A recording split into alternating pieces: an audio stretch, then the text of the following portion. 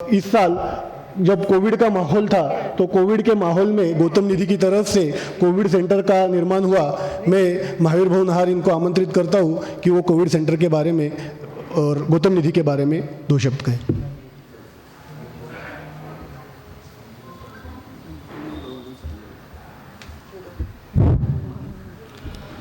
श्रमण भगवान महावीर स्वामी के चरणों में कोटिशा वंदन।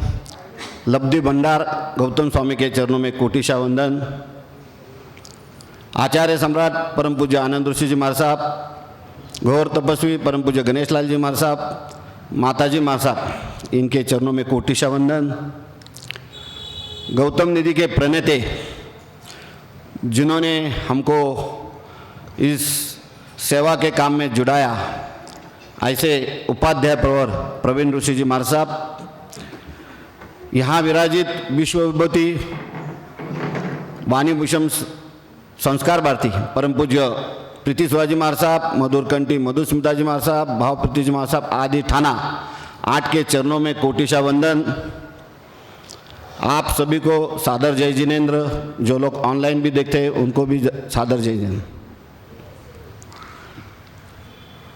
श्रमण भगवान महावीर स्वामी ने आत्म विकास के लिए जो 4 मार्ग बताए हैं, उसमें दान, शील, तप, भाव, इसमें सबसे पहला दान आता है। और कहा है दानम दुर्गति नाशनम, दान से दुर्गति का नाश होता है।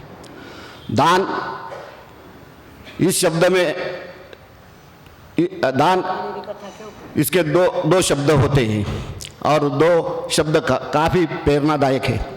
दा यानी दारुण दुख, न यानी नष्ट। अर्थात जो दान देता है वो भयंकर से भयंकर दुख को नष्ट करके सुख समृद्धि पाता है। तो इसलिए यथाशक्ति दान करना चाहिए। और हमने देखा है, महाराज साहब से सुना है कि पूर्व में सुबह उकबार शालीभद्र इन्होंने दान दिया है तो वो सुख समृद्ध बने। तो सुख समृद्ध बनने के लिए दान देना चाहिए।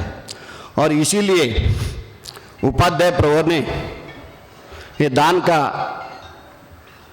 गौतम निधि के माध्यम से गौतम स्वामी का नामस्मरण करके ये चालू किया है।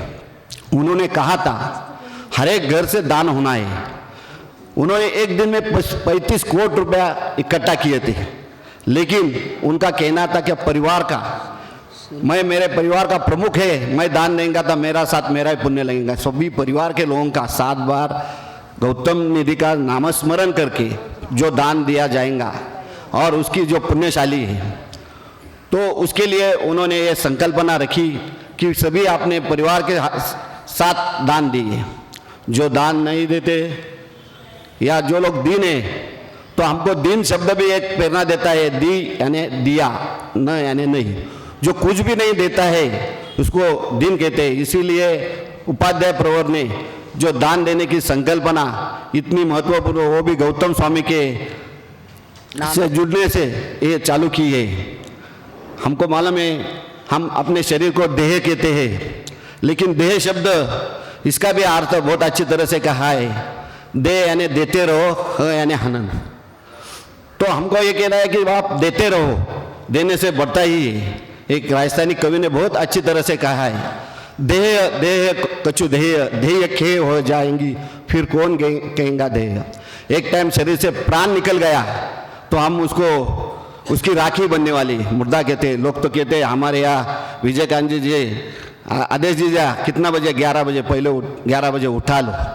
तो शरीर में जब तक हमारे प्राण है तब तक हमको ये देह कहता है कि देते रहो परोपकार के लिए।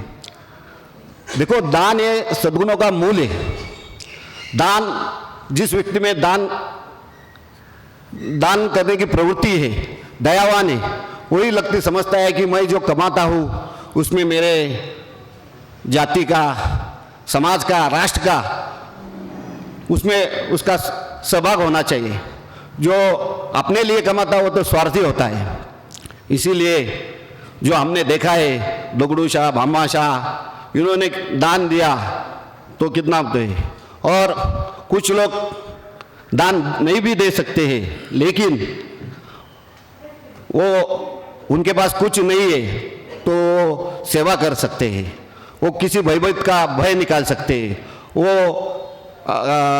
किसी को ज्ञान दे सकते हैं, किसी को पानी पिला सकते हैं, जो भूखे का अन्न खिला सकते हैं। ऐसे कई प्रकार दान के बोला है, लेकिन मैं इसमें महत्वपूर्ण होता है कि दान जो देना है वो गुप्त रूप से देना है, क्योंकि जो भी अपन करेंगे तो वो परोपकार की क्रिया गुप्त रूप से होगा, उसके पीछे ऐश लिप्सा का भाव छुपा नहीं होता है।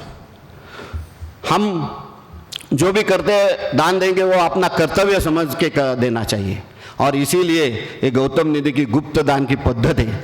और गुप्त दान का पद्धत इसीलिए उपाध्याय प्रवर ने कहा है, एक कवि ने बहुत अच्छा कहा है, रहीमन ओ नर मर चुके, रहीमन ओ नर मर चुके, जो कछु मांग न जाए, जो कहीं मांग न जाए, उनसे पहले वे मरे जिन मुख से निकले नाए। इसका भी अर्थ बहुत अच्छा है, जो मांगने को जाता है वो तो मरे हुए गौरवहीन होता है, लेकिन जिसके मुंह से नहीं ये शब्द निकलता है वो मांगने वाले से भी पहला मरता है। हमने देखा है महाभारत में कर्ण आज भी उनका नाम लेता है कि उनके पास जो भी जाता था वो खाली हाथ नहीं आता था, आज भी उनका नाम लिया जाता है। तो हमारे यहाँ, अर्थात मैं ये बोलना बड़े मार साहब के सामने, इतना बढ़िया बोलने वाले बड़े मार साहब, मुझे भी कैसा लग रहा था। हमारे बड़े मार साहब के पास एक जन गया, मार साहब नरक में नहीं जाना है तो क्या करना है? तो मार साहब ने कहा, उत्तर भारत में अपन करने यहाँ कहते करण, करण का उल्टा करो, नरक को उल्टा करो, क्या आता है? करण आता है। तो करण जैसे महादानी बनो और कर प्लस न अच्छे कर्म करो, अच्छी प्रवृत्तियां स्वीकारो, तो निश्चित रूप से तुम्हारा अगला भाव अच्छा रहेगा, इसमें कुछ सवाल नहीं।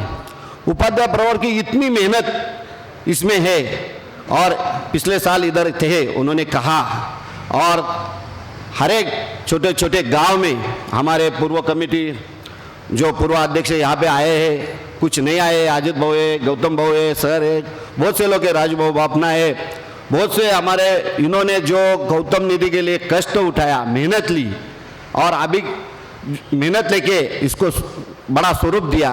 और मैं आपको कहना चाहता हूँ कि वडगांव शेरी का नाम पूरे भारतवर्ष में इस गौतम ने, महाराष्ट्र के छोटे छोटे गांव में, जो पिछले साल कोरोना महामारी की ज़्यादा से ज़्यादा छोटे गांव में हमने 2-2 हज़ार बैंक में लोग घर से बाहर नहीं निकलते थे, उसी समय भेजा 500 परिवार में। शहर में तो दिया है, कई लोगों का अनाज दिया, ये किया, लेकिन ये जो छोटे छोटे हमारे जैन बांधव हैं, हम लोग सोचते हैं कि अपना समाज गरीब नहीं है, लेकिन आप तो इधर वडगांव शहर में देखते हैं, बहुत से लोगों की, बड़े बड़े लोगों की कल्पना है, बहुत लोग बोलते हैं, लेकिन आज अपना समाज में भी बहुत ऐसे लोग हैं कि उनको जरूरत है, उनको सहायता की जरूरत है। तो इसके लिए उपाध्याय प्रवर प्रवीण ऋषि जी ने चालू किया, और जो नई टीम की है, नई टीम, नए बच्चे लोग, इनकी संकल्पना, इनकी मेहनत, मैं आपको कहना चाहता हूँ, जब कोविड सेंटर इन्होंने चालू किया तो वो कोविड सेंटर उस टाइम कोई भी बाहर नहीं निकलता था, कहीं भी हॉस्पिटल में जगह नहीं मिलती थी, और उस टाइम ये जो हमारी नई टीम है, उसके अध्यक्ष संतोष भाऊ है, नितिन जी है, कितने 21 जन की टीम है, सिद्धार्थ जी भोज है। तो इन्होंने ये जो इसका इतना स्टडी किया, इसको मेहनत इतनी ली, उसका परमिशन के लिए बहुत तकलीफ हो गया, बहुत मेहनत लेके जो जीतू जी बम्बे, उनका जो होटल मिला, और उधर इन्होंने इतनी अच्छी तरफ से एक भी पेशेंट उस कोविड सेंटर में दगा हुआ नहीं, इतनी अच्छी डॉक्टर रविंद्र शेटिया, डॉक्टर रसिक शेटिया, बहुत मेहनत लेके और पेशेंट को सही ढंग से बाहर निकाला।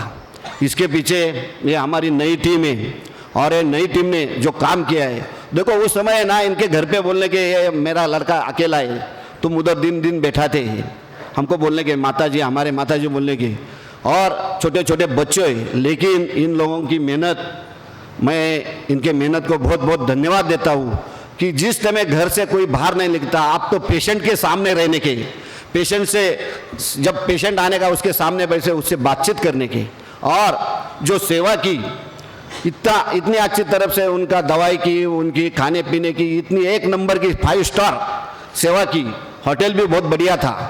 तो मैं इनको आज बहुत बहुत धन्यवाद देता हूँ और इनका सम्मान आज श्री संघ की ओर से हम यहाँ करते हैं।